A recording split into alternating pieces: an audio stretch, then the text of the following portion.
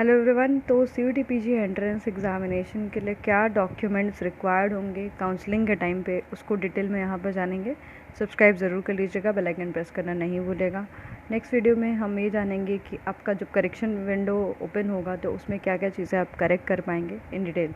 ठीक है, तो यहाँ पर जब आपको पता है कि आपका जब एंट्रेंस एग्ज़ाम कंडक्ट हो जाता है, जब आपकी आंसर की आ जाती है, फिर उसके बाद एक फाइनल आपका मतलब आंसर की के लिए लोग कुछ स्टूडेंट मान लीजिए क्वेश्चन और ऑप्शंस में जो है कहीं ना कहीं रॉन्ग उनको दिखता है, तो वो फिर क्लेम करते हैं उसके लिए। फिर उसके बाद फाइनल आपका रिजल्ट आता है, यानी सेकंड आंसर की यहाँ पर नहीं आती है।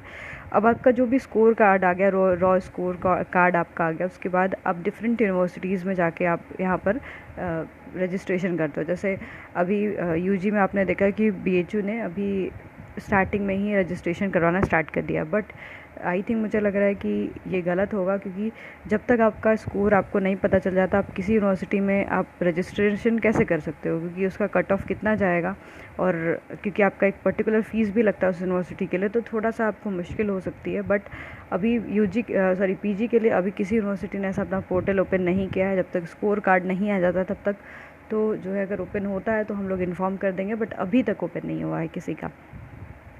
ठीक है, आपका स्कोर आ गया, मान लीजिए कि कुछ का परसेंटाइल में आता है, कुछ का रॉ स्कोर आता है, उसके हिसाब से आपकी रैंकिंग भी रहती है। तो अब आपका जब काउंसलिंग होगा डिफरेंट यूनिवर्सिटीज़ में, तो आपको क्या आपके लिए पर्टिकुलर जो है आपको डॉक्यूमेंट्स रिक्वायर्ड होंगे वो जान लेते हैं। तो यहाँ पर आपका 12th का मार्कशीट होना चाहिए। ठीक है, और आपके 10th का मार्कशीट, और जो आप कोटा जिस कैटेगरी का लगा रहा है, जैसे EWS लगा रहे हैं, OBC NCL वाला सर्टिफिकेट बनवा लेना। ठीक है, SC ST का जो भी सर्टिफिकेट है आपका सेंट्रल लेवल का बनवाना। ठीक है, ये आप स्किल लगा सकते हो, और अगर आप PWD कैटेगरी से हो तो आप वो भी लगा सकते हो। इनकम सर्टिफिकेट आपके पास होना चाहिए। ठीक है, और आपका देखिए ये जो लास्ट ईयर का UG का सर्टिफिकेट है, ये अभी आपको अंडरटेकिंग भरा जाएगा, है ना। आप इसके लिए अंडरटेकिंग भरोगे, फिर आप कुछ 2-3 महीने का समय दिया जाएगा, आप उसको फिर सबमिट करोगे। ठीक है, अगर हम बात करें आपके जो है TCCC की और माइग्रेशन सर्टिफिकेट की, तो ये भी आपको इसके लिए भी जितना UG के सर्टिफिकेट को जमा करने के लिए टाइम दिया जाएगा उतना ही आपको अंडर ग्रेड के सर्टिफिकेट और CCTC इसके लिए भी उतना ही समय दिया जाएगा। पर डिपेंड करता है कि कौन सी यूनिवर्सिटी। कुछ यूनिवर्सिटी डायरेक्ट अपना मार्कशीट मांगती हैं, बट वो कुछ ही हैं, 1-2 हैं। पिछले साल भी 1-2 ने ही ऐसा किया था, बट मोस्टली आपके सभी यूनिवर्सिटी ने कुछ अंडरटेकिंग भरने के लिए दिया था। पासपोर्ट साइज़ आपका फ़ोटो होगा, आप डिफरेंट यूनिवर्सिटीज़ के पोर्टल पे जाओगे, अपने मार्क्स को भरोगे। ठीक है, वहाँ पर अपने फ़ोटो अपलोड करोगे, ये सारी चीज़ें तो आप करोगे। अगर किसी का ईयर गैप है तो उसका भी सर्टिफिकेट बनेगा। ठीक है, तो ये सारे डॉक्यूमेंट्स आपको रिक्वायर्ड होंगे आपके काउंसलिंग के टाइम। मोस्टली जो काउंसलिंग होती है वो आपकी ऑनलाइन ही होती है।